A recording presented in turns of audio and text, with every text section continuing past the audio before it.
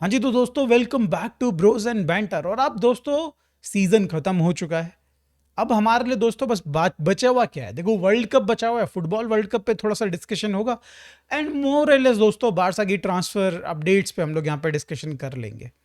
और ऐसे में दोस्तों एल्वेरिस से रिलेटेड एक एल्वेरिस की जो पुरानी खिचड़ी बासी खिचड़ी है दोस्तों, उसमें घी का तड़का दोबारा से फ्रेश फ्रेश लग चुका है। एंड यहाँ पे भाई बढ़िया मेजर अपडेट आ रही है जो कि हम लोग यहाँ पे डिस्कशन करने वाले हैं। और हम लोग बात करेंगे यहाँ पे डीआरसी कॉन्गो के बारे में, जो कि दोस्तों हमारे वन ऑफ द स्पॉन्सर हैं, पर्टिकुलरली भाई ट्रेनिंग किट के स्पॉन्सर है। उनसे रिलेटेड एक बड़ा ही रेड फ्लैग आ रहा है जो कि मैंने भाई बहुत पहले आप लोगों को रिपोर्ट कर दिया है, बट अब कहीं ना कहीं वो वापस से सामने आ गया है। तो डिटेल में बात करेंगे, दूसरा नेगरेरा बन सकता है फॉर बार्सिलोना कि नहीं, इस पे बात कर लेते हैं। एंड देन दोस्तों यहाँ पे दो तीन प्लेयर्स हैं जिनके ऊपर डिस्कशन करेंगे। Barca have met Denzel Dumfries, Kounde के बारे में थोड़ी सी अपडेट है, रैशफोर्ड के बारे में थोड़ा सा डिस्कशन कर लेंगे, ये सारी चीजें कर लेते हैं। तो let's quickly jump into the यहाँ पे एल्वेरिस वाली जो न्यूज है उस पे। तो दोस्तों पिछले सीजन में हमने भाई यहाँ पे एस्पिनियोल से एक ऐसा प्लेयर निकाला था जो कि उनके फैंस थे, उनके जो जानने वाले थे वो बोल रहे थे कि भाई इट्स नॉट पॉसिबल, बारसा नहीं निकाल सकती। हमने भाई जब हाथ डाला, जहां हाथ डाला वहां से निकाल डाला, वाली सिचुएशन करी कल हमने यहाँ पे एस्पिनियोल के साथ। और यही दोस्तों इस बार यहाँ पे देखने को मिल रहा है अगेंस्ट एथलेटिको मैड्रिड। देखो पैसे खर्च होंगे दोस्तों, इसमें कोई दो राहें नहीं है। एंड यहाँ पे भाई डेफिनेटली बट बारसा अपना जो टारगेट है वो अचीव कर लेगी। और हम लोग यहाँ पे बात कर रहे हैं दोस्तों यहाँ पे एल्वेरिस की।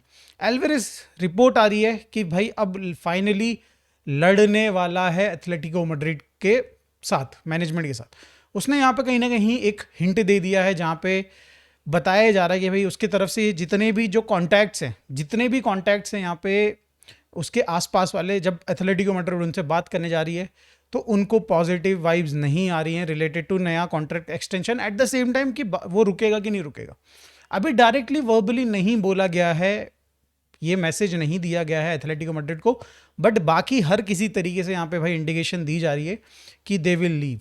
एट द सेम टाइम दोस्तों यहाँ पे सबसे बड़ी हिंट मिलती है जब ये एल्वेरिस का जो एजेंट है वो बारसा के जो रास्ता है, बार्सिलोना का जो रास्ता है दोस्तों, उस पर अपनी फोटो क्लिक करता है, जाते हुए अपनी फोटो क्लिक करता है। अब क्वेश्चन ये कि क्या वो एक्चुअली बार्सिलोना में है, वो बात अलग है, बट भाई यहाँ पे जितने रिसोर्सेज यहाँ पे रिपोर्ट कर रहे हैं, बताया तो ये भी जा रहा है कि भाई यहाँ पे वो एजेंट जो है बार्सिलोना में है।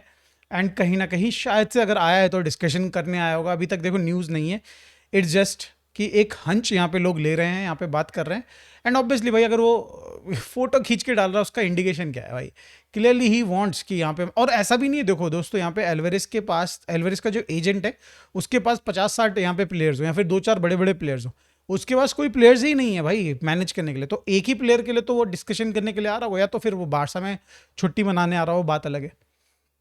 तो ये एक बहुत ही बड़ा इंडिकेशन दिया गया है। अब अगर आप देखो जाके यहाँ पे आपके जो एथलेटिको मैड्रिड के सोशल मीडिया हैंडल्स है, चाहे चाहे आप बात करो फैन सोशल मीडिया हैंडल्स या फिर उनके हैंडल्स, वहाँ पे एक ही चीज़ डिस्कस करी जा रही है यहाँ पे एल्वेरिस से रिलेटेड कि भाई इसको हटाओ, सिर्फ 2 साल रुकाइए और भाई इतना ड्रामा हो रहा है।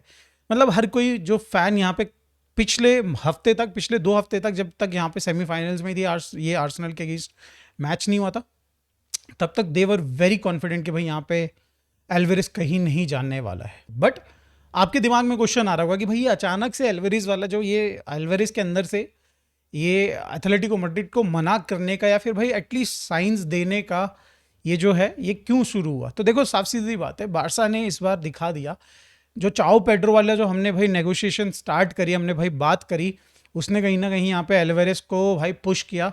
उसको लगा कि भाई सीरियसली बारसा हाथ से निकल सकती है मूव, एंड यहाँ पे उसको कहीं ना कहीं चीज़ें ट्राई करनी चाहिए।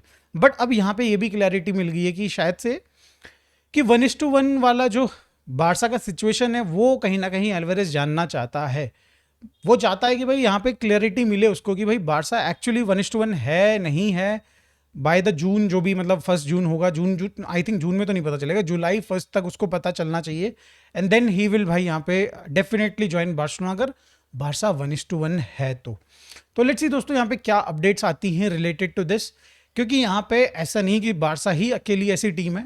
PSG ने उसको प्लस एथलेटिको मैड्रिड को दोस्तों एक ऐसे ऑफर दिया है, सैलरी भी बहुत ज़्यादा हैवी कर दी है उसकी, एंड यहाँ पे एथलेटिको मैड्रिड को भी समवेयर अराउंड एक ऐसा पैकेज दिया जो 150 मिलियन तक जा रहा है, जिसमें कैंगली, आपका यहाँ पे गुंजालो रैमोस है, गोंकालो रैमोस है, तो ये 2 प्लेयर्स ऐसे हैं, प्लस कुछ कैश भी दे रहे हैं। तो यहाँ पे डेफिनेटली एक बड़ा ही क्वेश्चन है कि क्या एक्चुअली अल्वारेस बारसा ज्वाइन करेंगे। बट यहाँ पे जितना भी अभी तक अपडेट्स आ रही हैं, करंट अपडेट्स आ रही हैं, वो तो ये बता रहा है कि हिज चॉइस इसकी वो अगर यहाँ से एथलेटिको मैड्रिड से छोड़ के जाएगा तो बारसा ही जाएगा। अब आ जाते हैं दोस्तों डीआरसी कॉन्गो वाली बात पे। हमने बहुत दिनों पहले दोस्तों हमने रिपोर्ट किया था कि डीआरसी कॉन्गो जो ये स्पॉन्सरशिप हमने साइन करा है along with Monaco, in 2 clubs ने साइन किया है, कहीं ना कहीं इसमें कुछ ना कुछ घपलेबाजी है। अब घपलेबाजी हमारी तरफ से कुछ नहीं दोस्तों, यहाँ पे जो डीआरसी कॉन्गो है भाई, यहाँ पे उनके जो भी मतलब जो कंट्री को रन कर रहे हैं भाई, यहाँ पे नेता लोग जो भी हैं, यहाँ पे मिनिस्टर्स जो भी हैं, प्राइम मिनिस्टर, चीफ मिनिस्टर जो भी लोग हैं भाई, यहाँ पे ये सारे के सारे लोग दोस्तों यहाँ पे कहीं ना कहीं छोटा मोटा घपला कर रहे हैं इस डील में। अब यहाँ पे कंसर्न क्या है, यहाँ पे भाई जो अपोजिशन पार्टी है डीआरसी कॉन्गो की, वो यहाँ पे ब्लेम कर रही है कि यहाँ पे ये जो 2 क्लब्स है मोनाको एंड बार्सिलोना, इनके साथ ऐसी सिचुएशन में पार्टनरशिप की गई है जब भाई बाकी लोग भूखे मर रहे हैं।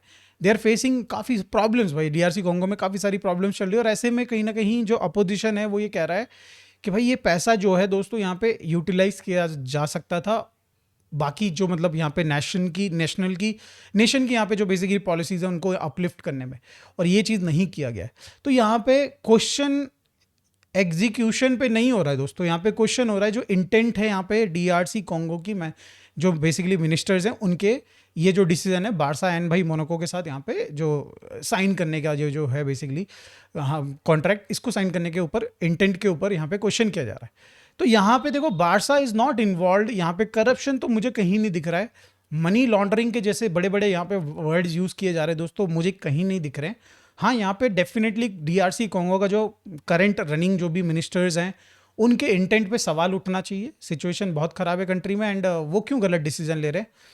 बट इसमें बारसा क्या कर सकती है भाई, कोई आके भाई पैसे देगा हमको तो हम तो भाई लेंगे ना, मतलब हम तो लेंगे। हमारे लिए हमारे क्लब के ऊपर भाई ये हमारे क्लब ने ही ठेका ले रखा क्या पूरी दुनिया का भाई यहाँ पे सब चीज़ अच्छा करने का भाई। यूएनआरसी का जो एक टाइम पे हम लोग भाई पैसे पे किया करते थे, लोग बोल रहे कि भाई ये क्लब कहाँ जा रहा है, सऊदी अरब से क्यों पैसे ले रहा है। अबे भाई हमारी क्लब की हालत ख़राब है, हम क्यों ना ले पैसा दोस्तों, हम क्यों ना ले पैसा। तो इसी वजह से दोस्तों यहाँ पे मुझे तो कोई कंसर्न ही नहीं लग रहा है। बट अभी आप लोगों को पता चल चुका होगा कि डीआरसी कॉन्गो वाली जो सिचुएशन है दोस्तों, केस हो चुका है कि बारसों के ऊपर। आई थिंक इसमें दोस्तों कोर्ट हियरिंग स्टार्ट हो जाएगी, आई बिलीव सो जुलाई से, and we will get to know. But I don't think कि दोस्तों यहाँ पे बारसा के लिए कोई भी चिंता का विषय है।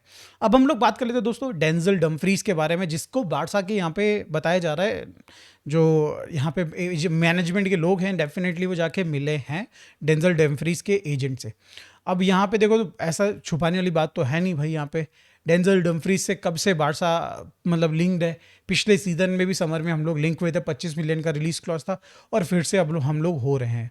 इट टोटली डिपेंड्स ऑन कुंडे का साइन या फिर यहाँ से मतलब निकलना, कोई और क्लब के लिए साइन करना या फिर भाई हमारे यहाँ से क्लब से निकलना।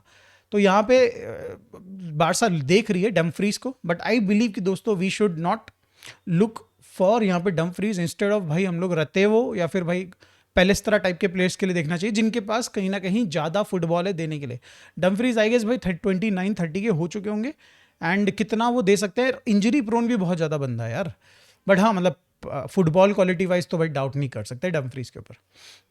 कुंडे की बात कर रहे हैं दोस्तों, तो कुंडे से रिलेटेड मैंने अपडेट दी थी कि भाई he is not feeling very good right now related to भाई जो उसको फुटबॉल दिया जा रहा है। एंड इसी के चलते दोस्तों पिछले गेम में आपने देखा, लास्ट गेम ऑफ बार्सिलोना, उसमें आपने देखा कि भाई वो टीम का पार्ट ही नहीं थे, स्क्वाड का पार्ट ही नहीं थे, ट्रैवल ही नहीं किए थे। तो अब बहुत बड़े क्वेश्चंस उठ रहे हैं यहाँ पे कुंडे के फ्यूचर के ऊपर। एंड डेफिनेटली दोस्तों यहाँ पे अगर एक अच्छा ऑफर आ जाता है, Barca will consider it. And जिस तरीके से यहाँ पे भाई कुंडे is not feeling good, may be भाई वो जा भी सकता है। आरोह की तरह नहीं है कि भाई मैं नहीं जाऊंगा, टर स्टेगन की तरह नहीं है कि मैं नहीं जाऊंगा। बंदे को बुरा लग रहा है, लिटरली बुरा लग रहा है। खैर अब हम लोग बात कर लेते हैं दोस्तों रैशफोर्ड के बारे में। रैशफोर्ड ने अब इस समय पे अपनी सोशल मीडिया टीम से भाई दबा के पोस्ट करवाया रहा है कि भाई ये सीज़न तो बढ़िया रहा, अब अगले सीज़न की तैयारी करते हैं, बढ़िया करेंगे, अगले सीज़न में मस्त मज़ा आएगा। एंड या डेफिनेटली भाई उसका सीज़न बढ़िया रहा है, बट हमारे को मज़ा नहीं आया दोस्त, हमें बिल्कुल मज़ा नहीं आया। जिन लोगों ने भाई ये जो गेम देखे हैं जिसमें लामिन यमाल नहीं था, रफीनिया नहीं था, इन 3-4 गेम्स में भाई हमें एक चीज़ पता चलेगी भाई, हमारे फ्रंट थ्री में क्रिएटिविटी है ही नहीं भाई, है ही नहीं दोस्तों क्रिएटिविटी। और ऐसे में दोस्तों we need to go for player जो कि हमें क्रिएटिविटी दे सकता है, या फिर हमें फिर ऐसे प्लेयर को चाहिए जब आप नहीं कर सकते हो कुछ, आप क्या कर सकते हो? रैशफोर्ड से उम्मीदें क्या है कि भाई वो ड्रिबलिंग करके बॉल आगे लेके जाएगा, शूट करेगा, गोल करेगा, दूसरों को क्रिएट करेगा। बट अगर आप वो नहीं कर सकते हो तो आपको लेके क्या फ़ायदा? फिर तो हम लोग जान वर्जिली को ले लेते हैं दोस्त, हमें वो जो सस्ता भी पड़ेगा एंड डेफिनेटली उसकी सैलरी भी कम होगी। तो आई डोंट नो दोस्तों, भाई रैशफोर्ड के लिए बहुत ही ज़्यादा कंसर्न मुझे अभी हो रहा है। एक इकलौता बंदा जिसको भाई एक्चुअली प्रूव करने के लिए दुनिया भर की चीज़ थी, उसने इन 3-4 गेम्स में भाई कुछ भी प्रूव नहीं किया है, बिसाइड कि जो उसने एल क्लासिको में फ्री किक ली। एंड अगर एल्वेरिज वाली बात सही है तो दोस्तों I think we are getting a better free kick taker Alvarez के तौर पे इंस्टेड ऑफ भाई यहाँ पे रैशफोर्ड। तो भाई मेरे हिसाब से तो रैशफोर्ड के लिए हमें नहीं जाना चाहिए। आप लोगों को क्या ओपिनियन है रिलेटेड टू एल्वेरिज, कुंडे, डमफ्रीज एंड भाई यहाँ पे रैशफोर्ड? प्लीज़ कमेंट में जरूर बताएगा। आज की वीडियो में बस इतना ही। Thank you so much for watching, bye for now.